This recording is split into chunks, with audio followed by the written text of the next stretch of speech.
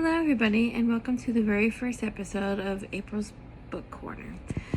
Each episode I am reading sections, and we'll do one book at a time because, if you're an avid book reader, you gotta finish what you started, right? So, the first book that I decided to read is one that I haven't read yet, that I got a while ago. When when you go to the store and you find these books and you still haven't read all the fabulous books that you already own. The struggle is real. Anyways, so today we're going to read Chicken Soup for the Soul, Find Your Happiness, at least part of it. It's 101 inspirational stories about finding your purpose, passion, and joy. And the writers and editors and authors are Jack Canfield, Mark Victor Hansen, and Amy Newmark. And it's Foreword by Deborah Norville. Alright, let's get started. Yay!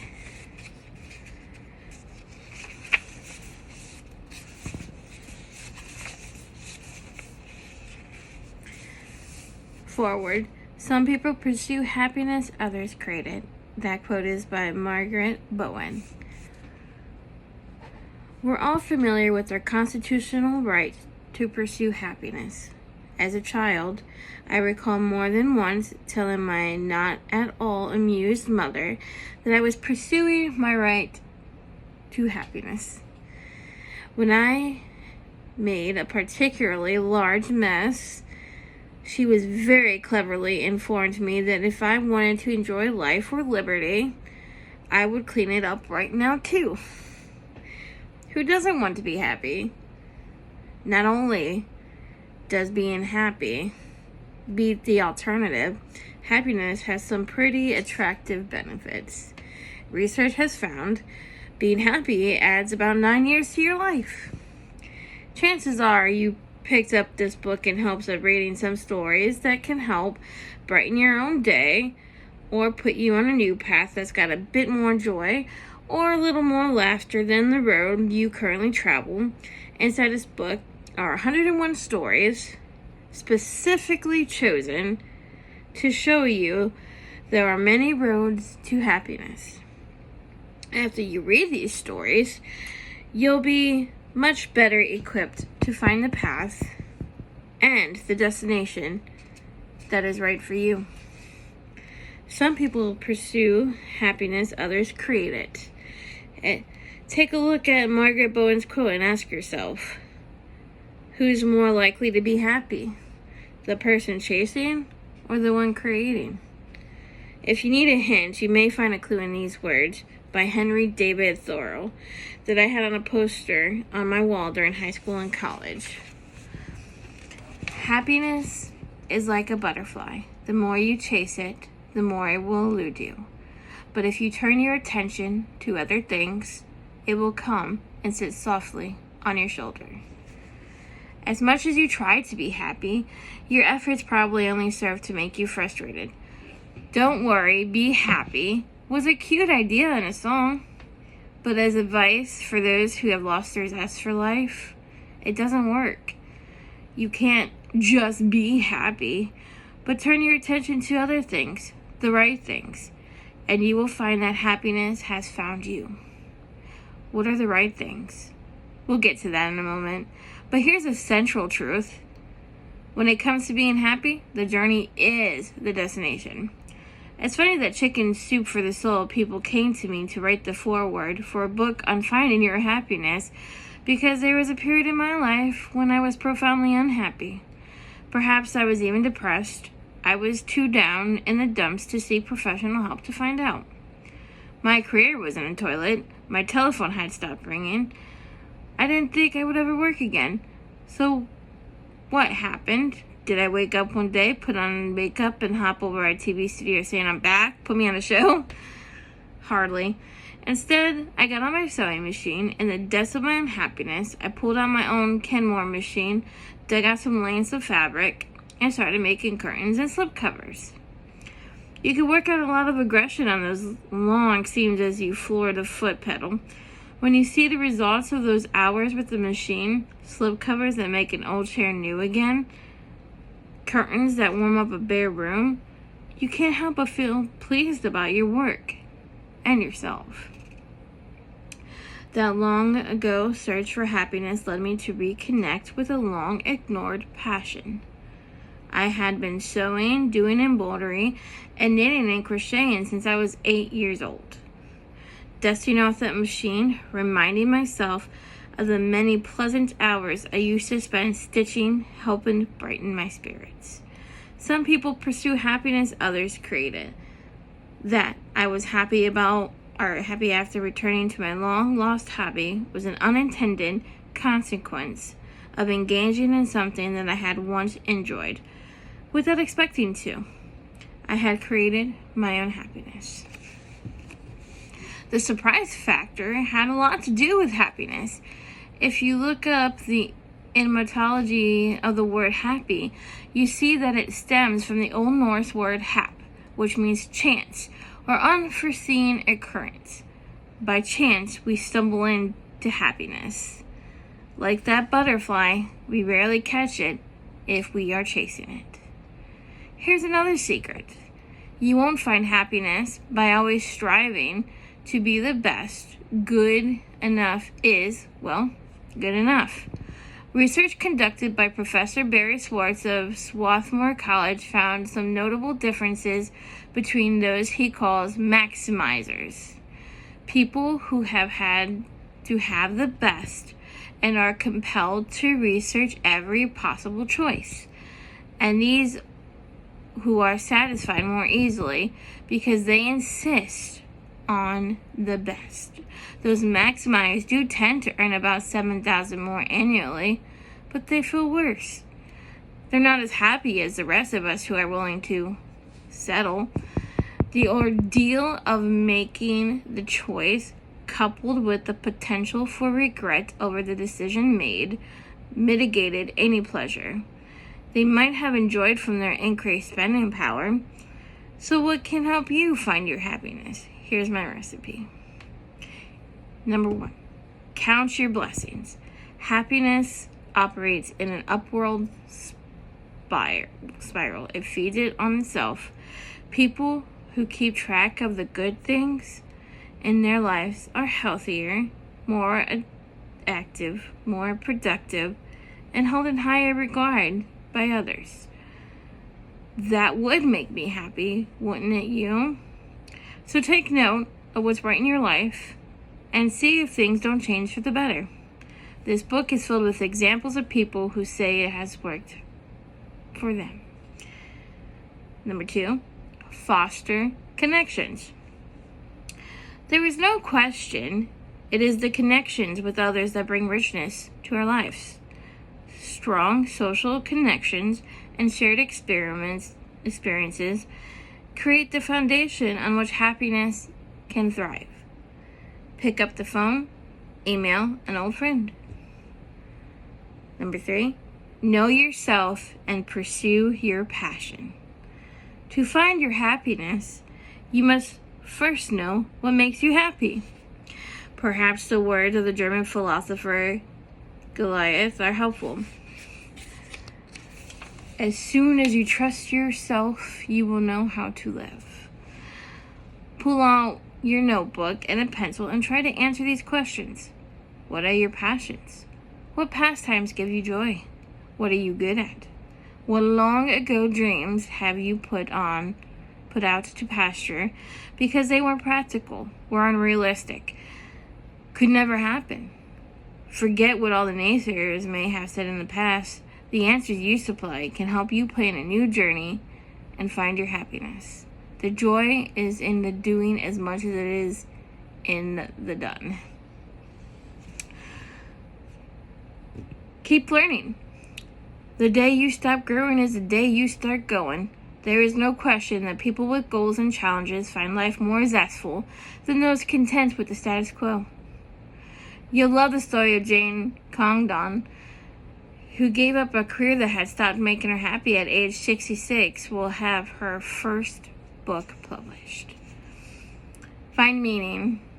People who have found meaning and purpose in their lives are happy. Period. You might find meaning by getting outside yourself in service of others, as Shannon Anderson has with her Good Deed a Day. You'll read her story about how she first taught her family the benefits of doing good deeds, and then inspired her whole first grade classroom to do good deeds and keep a diary of them. The kids loved it. Ralph Waldo Emerson urged, make yourself necessary to somebody. You lift yourself when you lift others. Perhaps you fail to see the meaning in your job or profession, or maybe your job's not right for you. Even hospital cleaners at the bottom of the ladder in both pay and prestige see their work as challenging and skilled when they are shown that their contributions are essential to the hospital's mission. Lastly, find quiet. The Chinese have a wonderful expression, only the stillness can still. No matter how noisy and hectic it may be where you are, close your eyes just for this moment and imagine you are deep in a lush green forest, sitting on a moss-covered stone, listening to the distant sounds of water tumbling down a stream. Breathe, sit, forget about all the stuff in your life. Don't worry about the jam-packed schedule, just breathe. That small momentary exercise has likely left you feeling just a bit more in control, a bit less frazzled. Remember, that butterfly called happiness won't come and sit softly on your shoulder if you are rushing about madly. The people who have shared their stories with you in this book have all found their happiness through variations of this recipe. Betsy Franz knew only one way to live her life, and that was at a full speed. The way she described the trip to the grocery store, you almost wanted to warn the other shoppers to stay home. She flew around the corners on 2 wheels, hurling her purchases in her cart. Then one day, Betsy's life coasted to a halt. Literally. She was so busy, she forgot to check the gas gauge, and she ran out of fuel on the way to an important meeting. Being the sensible woman that she is, Betsy did the obvious. She screamed and pounded the steering wheel.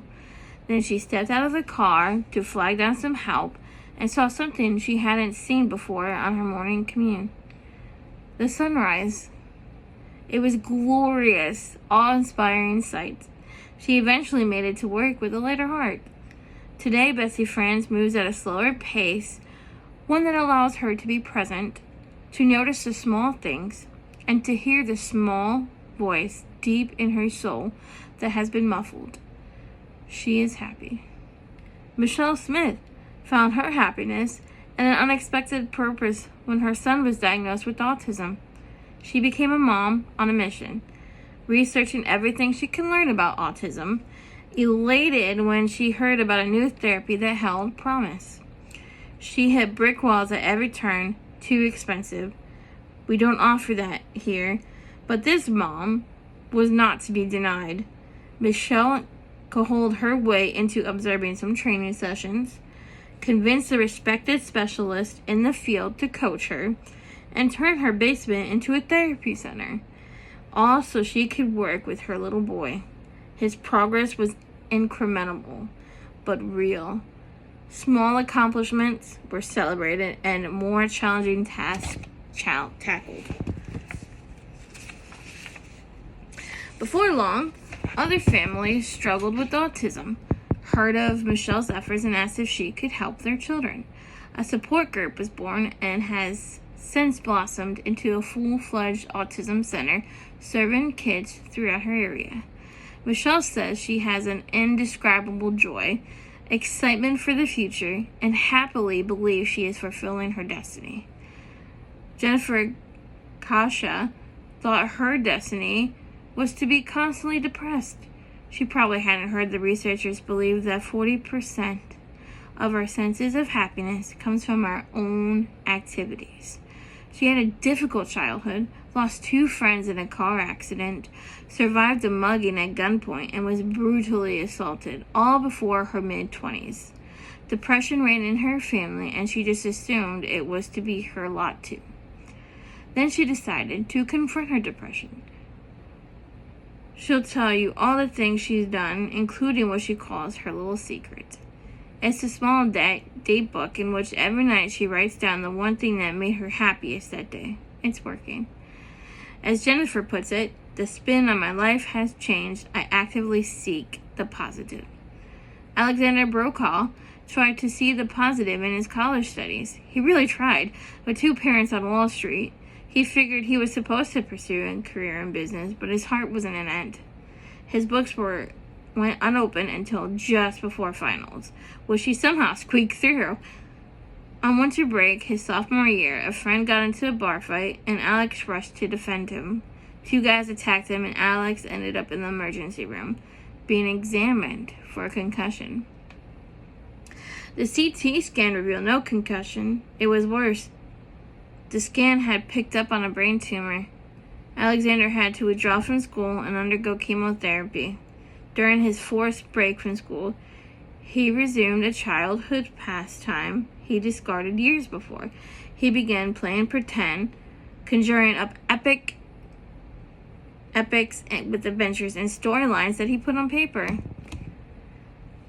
When Alex recovered and went to school, he switched from finance courses to creative writing major. He says being successful is doing what makes you happy. Life is too short and uncertain to do anything else. It is the uncertainty of life which we begin our stories with the incomparable wisdom of Angela Sayers. One of Angela's greatest wishes was to be published as an author. In this book, she is. Sadly, it was one of Angela's last wishes, as she had been battling osteosarcoma since she was 14. You'll notice I said one of her last wishes, not her dying wishes, because as this very wise young lady put it, I'm living every day. Angie wrote her story for this Chicken Soup for the Soul edition as she was nearing the end of her long cancer battle. She already lost one of her lower legs and most of her lungs to the disease, which doctors had just learned had spread to her brain. Yet 20-year-old Angie had not an ounce of bitterness. Listen to her perspective. I'm still here. I'm still living. Life is precious. Whether you have a straight road stretched before you as far as the eye can see, or whether, like most people, your road turns and bends into the undergrowth and you have no idea where it leads, follow that bend, and your heart, no matter where it goes, mine may go on to places unmentionable, but everyone's does eventually. Angela Sayers' journey ended on July 15, 2011, as this book was being completed. She was only 20, but while her body was gone, her incredible wisdom lives on. We start and end the book with Angie's wisdom, including Story 1, in which she describes her happiness as she continues to live her shortened life. And Story 101, her final letter to family and friends, which her family found after she died. Turn the page to see the gift that Angie left you in her inspirational stories and 99 others that show you how to find your happiness. Deborah Norville.